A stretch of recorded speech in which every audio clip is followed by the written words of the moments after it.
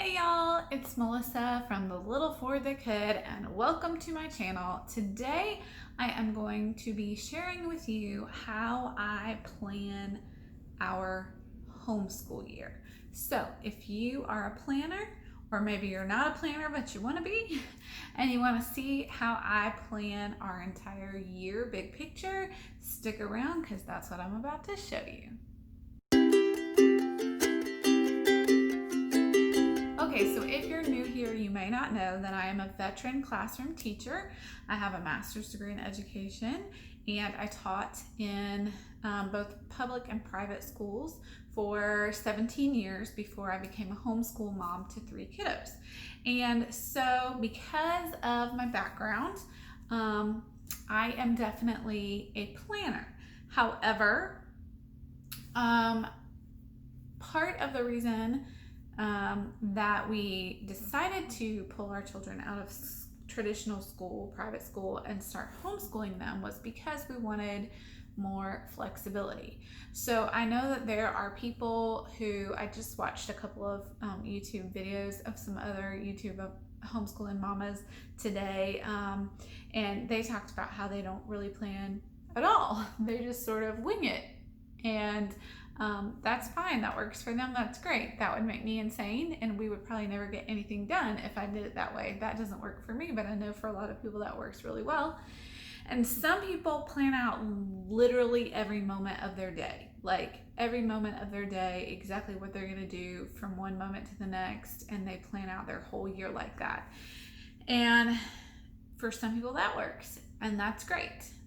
One of the great things about homeschooling is that you tailor it specifically to you and your children and your family, so you can do, within reason, you can do pretty much whatever you want. And of course, some of it is dependent on your state laws and all of that. Here where we are, we have very few regulations on homeschoolers, so there's very little that I have to worry about in regards to that, to legal requirements for homeschoolers here in our state. Although I do think it's important, no matter if you have a ton of homeschool laws or if you have no homeschool laws, I think it's important that you definitely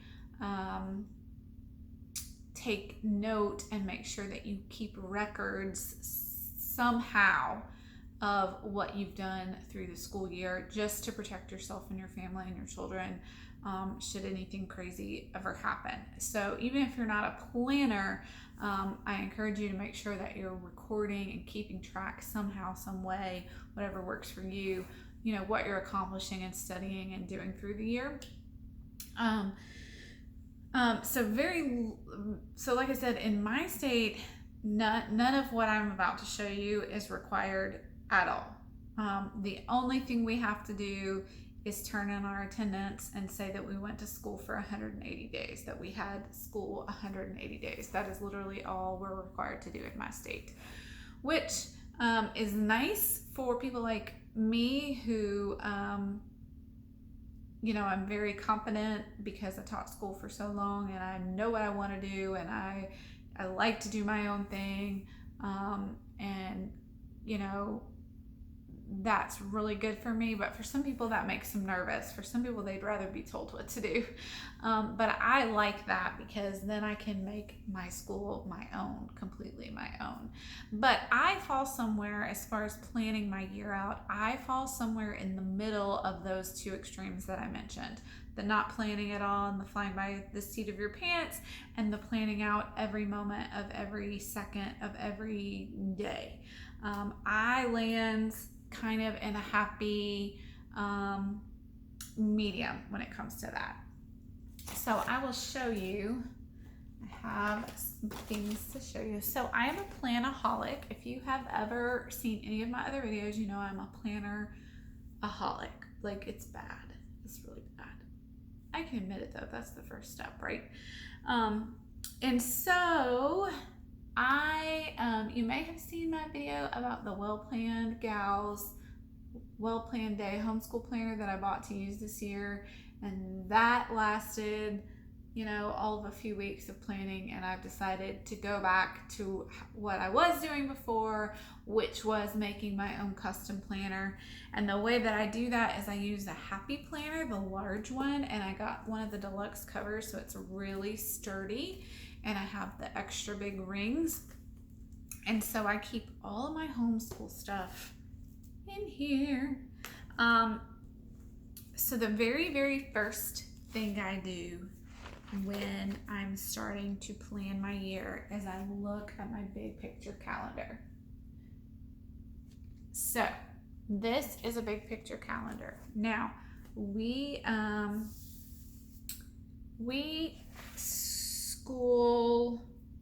loosely school year round.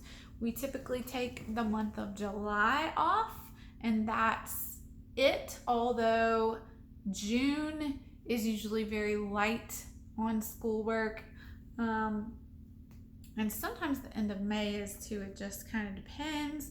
But the first thing I do, like for example, this year we are starting a little later than we normally would. We are not starting school till the second week in August, which is August the 10th. And the reason we're doing that is because we actually booked a vacation the first week in August, which we normally would not do, but we have some family that is coming into town to our beaches here. They're coming into town that particular week, and we have not seen them in quite a long time. They don't live very close to us, and so we don't get to see them often.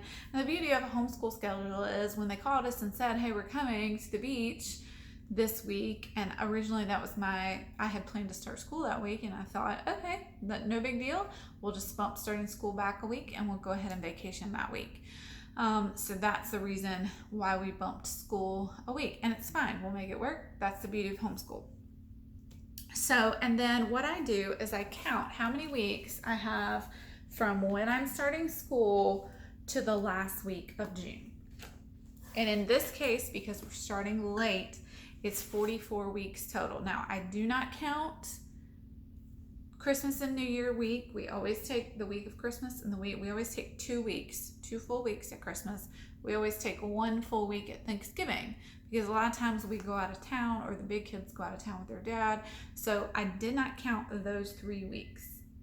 But aside from those 3 weeks, from the second week of August when we're starting school to the last week in June, there are 44 weeks. So then what I do is I divide 44 by 4, and I have 11 weeks that I'm going to separate into 4 quarters. So I basically separate my school into 4 quarters total, not counting any breaks. Not counting any breaks, if that makes sense. I'll explain more. So in order to get 180 days that I need for the laws in my state, I really need 9 weeks per quarter, and that gives me 180 days. However, I give myself 11 weeks per quarter, because then we can take a break whenever we want. I don't schedule our breaks in typically other than Christmas and Thanksgiving, because I'm never 100% sure when we're going to need a break or want a break. And so if I schedule 11-week quarters, then I give myself the flexibility to take a break whenever I want. And that way I'm still sure that I get my 180 days in, although usually we have more than 180 days. But that way I make sure that I meet that requirement of our state. I know that we're going to get 180 days of school in no matter what, but I still give myself flexibility to take breaks whenever we need breaks. Sometimes we just get to a point where like, oh my word, and we're all just tired or whatever, and so I say, okay, you know what, next week we're just going to take the week off from school. And we have that sort of built-in holiday flex time that we can take when we need it, and it's really nice. So once I have my 11 week blocks or quarters, so once I have my 11 week quarters, mapped out. Then I do my quarterly review pages. And so what I do is I do a quarterly review for each child, and I take all of their subjects and I basically look at them and I divide them out into 4 quarters so that I know how much of each curriculum we need to finish by the end of each quarter in order to finish it for the year. Now again, I don't map out every day, day by day, what we're going to do, but I like to have a general idea of where we need to be by a certain date in order to stay on target to finish everything by the end of June. Now, a lot of the curriculums I use make that really, really easy. Like master books, for example, they do that for you. And they literally, and I think they do this in all of their curriculum. Now, I have bought some of their elementary curriculum and some of their middle school curriculum, but every single thing I've ever bought from them, they do this for, which is awesome. They literally, you can see, they map it out for you exactly. Now they give you a specific assignment to do on every single day, but what I like is that at the end of the quarter, they show you where the end of each quarter should be, and so you know by the end of the first quarter sort of where you should be. So what I do is I do that by subject on my pages. So for Ford's Language Arts, I know that by the end of first quarter, which for us is going to be October 16th, that I'd like to be finished with the first 9 lessons by that time. Now, one of the reasons why I try to have so much flex in my schedule is because Ford does have a chronic illness. So we're never 100% sure what days are going to be good days for his health and what days aren't going to be. And so this flexibility enables us to not freak out about getting super behind if, he has a couple of really bad weeks or something like that. So, if it's like October, 14th and we're still on lesson 7, am I going to freak out and rush to finish it all by October 16th? No, I'm not. But it just helps me gauge in my mind when I look at this page, okay, we're running a little behind, so we need to speed it up a little. And then by the end of second quarter, I'll try to get a little closer to caught up or all the way caught up so that by third quarter we're back on track. But keep in mind, I have 11 weeks scheduled per quarter, and I really only need to use 9 of those in order to finish everything on time. So I have a lot of flexibility in missing days or not completing all of our assignments or something like that. But I do that for all his subjects, and 3 of his are master books, and so they all map it out just like that. Now I do use the Good and the Beautiful for him, which is a part 1 and part 2 for his math, and this is not laid out like that by quarters. They literally just give you lessons. Oh, that's part 2. Let me show you part 1. They just give you lessons. Okay, so this is part 1 and that's part 2. So obviously you need to try to finish part 1 by the end of second quarter, the first half of the year, and then you do part 2, third and fourth quarter. So what I do is I just look down to see what my last lesson, that's not focusing, what my last lesson is. So 65, and then I divide that by 2, obviously, and that gives me an idea of how many lessons we need to finish first quarter and how many lessons we need to finish second quarter, so that when we get to the midway point of our year that we have finished part 1 and we are ready to move on to part 2. Now again, flexibility. I don't stress out and like double up on lessons every day or anything like that if for some reason we aren't quite making it to our mark.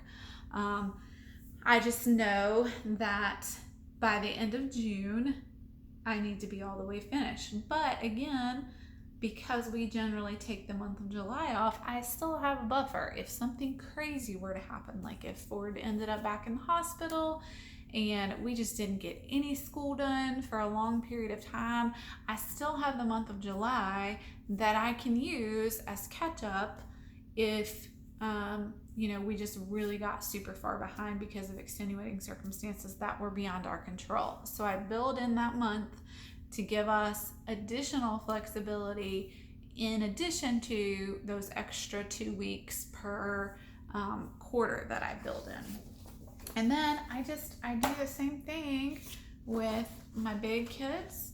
So they're in the same grade, so they do a lot of the same curriculums and subjects, but they don't do all of the same. So I haven't actually finished this yet. I've been sitting down working on it today, so this is not finished. Ford's is finished. Theirs is not finished. But so I'll have a set for Ford. I'll have a set for the things that they both are doing together. Then there's a couple of things that Brooks does that Liv doesn't do. So they'll each have their own for those subjects. And then I'll do one more, exact same concept. The pages look exactly the same, but instead of the child's name right here, I will put family, and I will use that to map out our family subjects, our subjects that we do together. All 4 of us do it together. That would be Bible, and that would be gather round. And there's some read alouds. I like to just keep track of kind of where I'd like to be with my read alouds at what point in the year. And that just enables me to get just kind of a big picture of my year and how it's going to look and how it's going to go. And then I have this page where I actually keep our true attendance on that page. So I color in days that we're actually schooling so that I can keep track of how many weeks we've actually had school and how many days we've actually had school, because that's what I have to turn in to the state at the end of the school year. That's the one thing we do turn in, is attendance. So that is sort of an overview on how I plan out my entire year big picture. And then from week to week, I plan every week.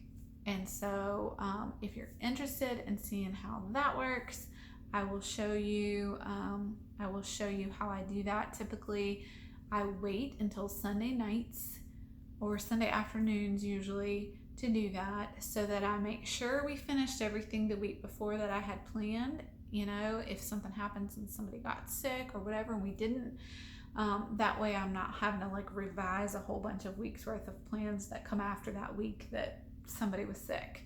I'm just doing a week at a time. So if something doesn't get done the week before, then no worries. I can revise my next week easily because I haven't written it out yet. So that's generally how I plan on a weekly basis. On Sunday, I make myself a little plan of what I'd like to get accomplished that week. And then the next Sunday I repeat. And either we finished everything and we're moving on, or we didn't finish and I just do some revision and write the next week's plans based on whatever we accomplished the week before. So that is how I plan big picture for my school year, to make sure that we get everything in that we intend to. Obviously for your little ones, it doesn't matter quite as much. It's not quite as important, but this is my bigs last year before high school. And when you get to high school, obviously that matters a lot more, because you definitely want to make sure that your high schoolers, at the end of their 4 years, that they have an acceptable transcript, and that they've taken all the classes that they need to take for whatever their future goals are, whether that be college or not. But you want to make sure that you've met those requirements that you need to meet for high school. So in my opinion, if you get in the habit of planning and tracking, at least to some degree when they're younger, then it'll just be a breeze by the time they get to high school, and you won't be stressing over it because you've been doing it all along. It'll just be habit by that point. So if you have any questions, feel free to pop them in the comments section down below. If you like homeschooling videos, please give this video a thumbs up. And if you haven't already, please hit that red subscribe button. I'd love for you to stick around and be able to get to know you. And so I hope you enjoyed the video, and I'll see y'all next time.